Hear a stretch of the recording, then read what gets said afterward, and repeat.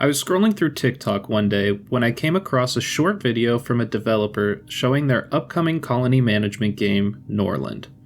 Their website says that they were inspired by Rimworld, another game that I absolutely love, and Crusader Kings, which I haven't played but I know people love it. So I went to Steam to check out the demo. After playing it for a bit, I cannot wait for the full release, and I recommend it to anyone who likes this specific genre. Down in the description, I'll link the Steam page and their website so you can follow the development for yourself.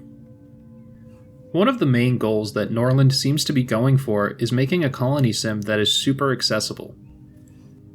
Instead of managing every colonist like in Rimworld, you instead only directly control the royal family of your kingdom. The peasants will for the most part take care of themselves, following orders for work and filling out necessary roles for resource production. Where you come in is more of a high-level manager. You decide which member of the nobility will be managing each production building, with a better management skill affecting how efficient the production will be. But you also need to spread out the jobs amongst your nobility to make sure the peasants aren't waiting around for an inspection before they get to work.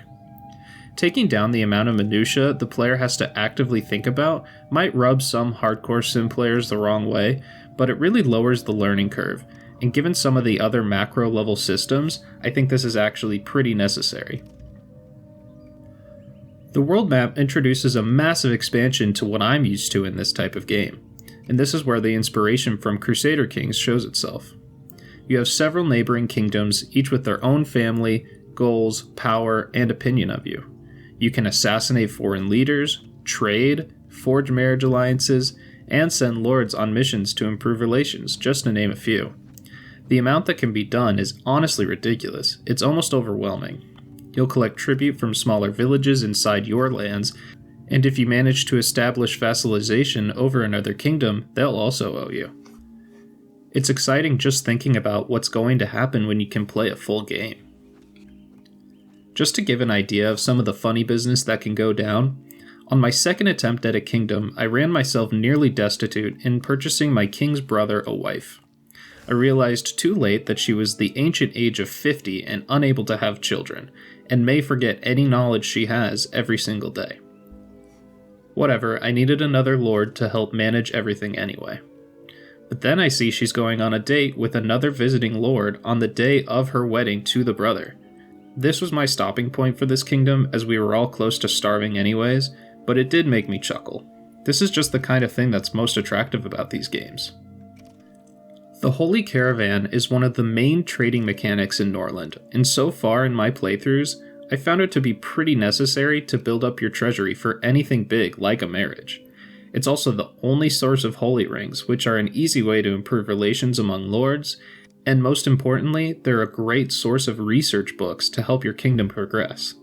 It's fun to note that you could also send a stealthy lord to another kingdom and steal books. The UI is really easy to understand and accessible.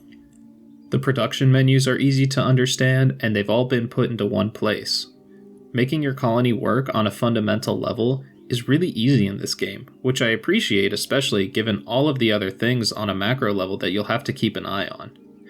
One of the biggest barriers to entry on a game like Rimworld is just how difficult it can be to get your colony running in a sustainable way, which is a great part of the design, but I can appreciate the intention of these devs making that significantly easier. The art design takes the simplistic pawns of Rimworld and adds a little extra detail, but not in a significant enough way to feel over the top.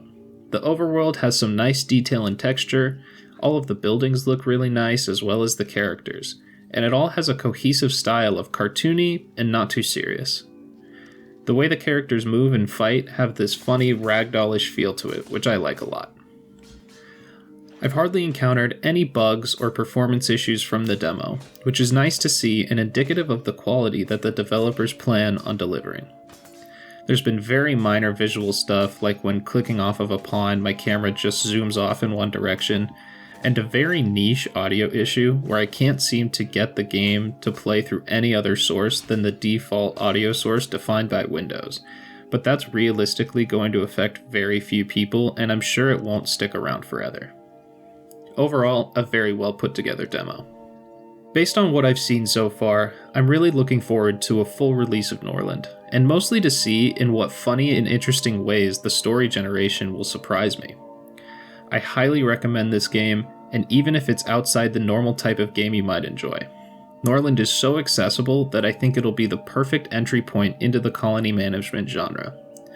The one thing that'll really cement this as a counterpart to Rimworld is if the modding scene picks this up with a similar energy. Again, the link to their Steam page and website is in the description below so you can check it out for yourself. Thanks for watching.